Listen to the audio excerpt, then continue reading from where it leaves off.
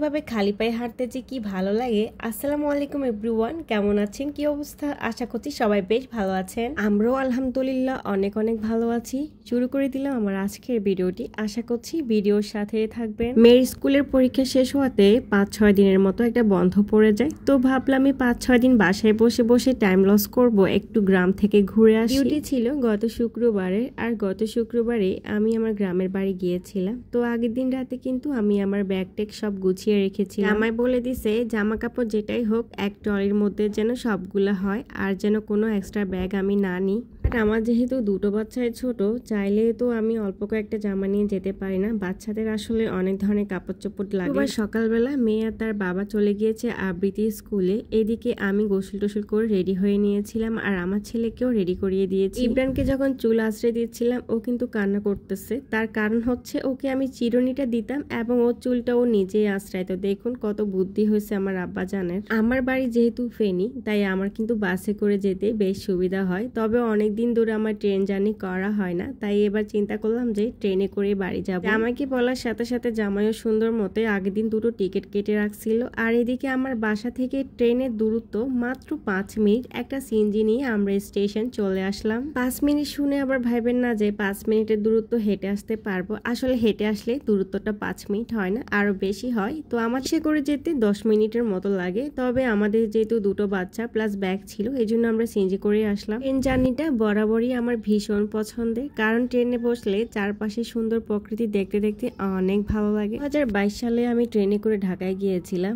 মাঝখানে কিন্তু 4 বছর চলে গেছে, আমার আর ট্রেনে করে যাওয়া হয়নি। আসলে কয়েক বছরে বাস চড়াও তেমন হয়নি। বলতে বছরে বাড়ি যাওয়া হয় মাত্র 2বারের মতো, আর তখন হচ্ছে ঈদের সময়। আর ঈদের সিজনে তো গাড়ি ঘোড়ায় এত বেশি ভিড় থাকে, তখন বাস বা ট্রেনে করে যেতে অনেকটাই অসুবিধা হয়ে যায়। তো তখন দেখা যায় যে আমরা পার্সোনাল গাড়ি নিয়ে চলে যাই। এইদিকে কিন্তু আমরা ট্রেনের বগিতে উঠে গিয়েছি, আমাদের সিটে বসে গেছি। এন্ড ট্রেন কিন্তু বরাবর 12:30টায় ছাড়ছে। ট্রেন কিন্তু মাঝে মধ্যে অনেকটাই লেট করে ছাড়ে, তো আমি মনে করছিলাম 12:30টার ট্রেন ছাড়তে ছাড়তে নিশ্চয়ই 1টা বাজবে, বাট আমি তো অবাক হয়েছি, ট্রেন কিন্তু বরাবর 12:30টায় ছাড়ছে। এদিকে আমার ইউসামনি তো অনেক খুশি, কারণ ও যখন ট্রেনে করে ঢাকায় গিয়েছিল মানে 2022 সালে, তখন কিন্তু ও অনেক ছোট ছিল, মাত্র 2 বছর বয়স ছিল।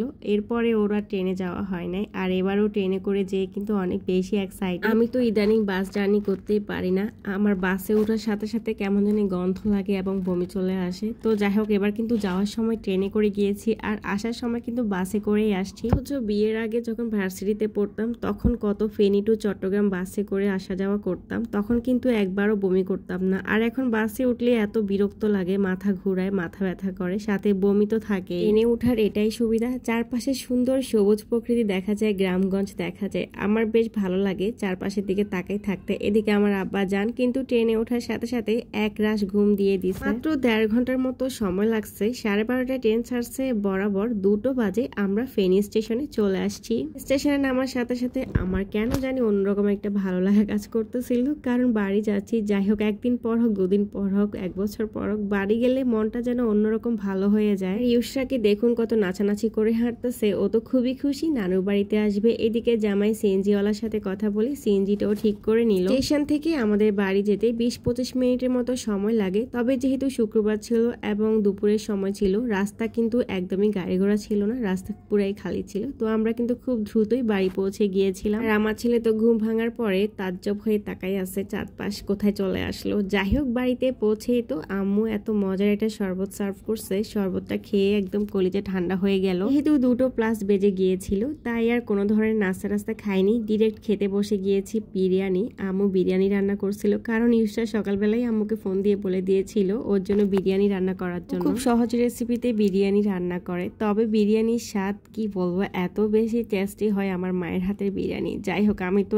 1 প্লেট নিয়ে বসে গেছি, আমার এত ক্ষুধা লাগছে। আর বিরিয়ানিগুলো বেশ মজা হয়েছিল, খুব মজা করে খেয়েছিলাম। খাওয়া দাওয়া শেষ করতে করতে প্রায় 3টা বেজে গেছে। এরপরে আমার ছোট ভাই আমার জন্য পান এনে রাখছিল। তো আমরা 3 বোনে কিন্তু যখন একত্রিত হই, তখন দেখা যায় যে দুপুরবেলা বা রাতের বেলা একটু পান খাই, মাঝে মধ্যে খাই, তবে সবসময়। পরের দিন সকালবেলায় ঘুম থেকে উঠে আমি একটু বাইরে বের হয়েছিলাম, তাও আবার খালি পায়ে। আমার খুব খালি পায়ে হাঁটতে ইচ্ছে করছিল, তাই খালি পায়ে কিন্তু হাঁটলাম। আর এদিকে আমি একটু আমাদের বাগানে গিয়েছিলাম, বাগানে গিয়ে দেখি সবগুলা গাছের অবস্থা একদম লন্ডভন্ড।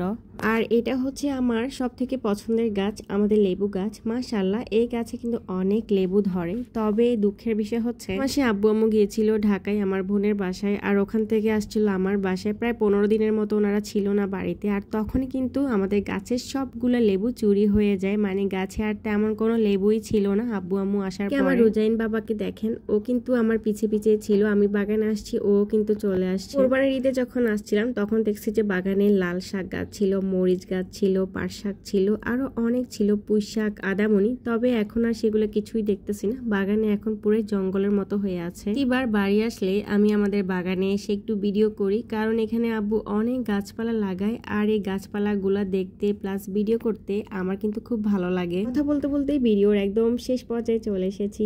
আজকের ভিডিওটি কেমন লেগেছে অবশ্যই কমেন্টস করে জানাবেন। সবাই সুস্থ থাকবেন, ভালো থাকবেন। আল্লাহ হাফেজ।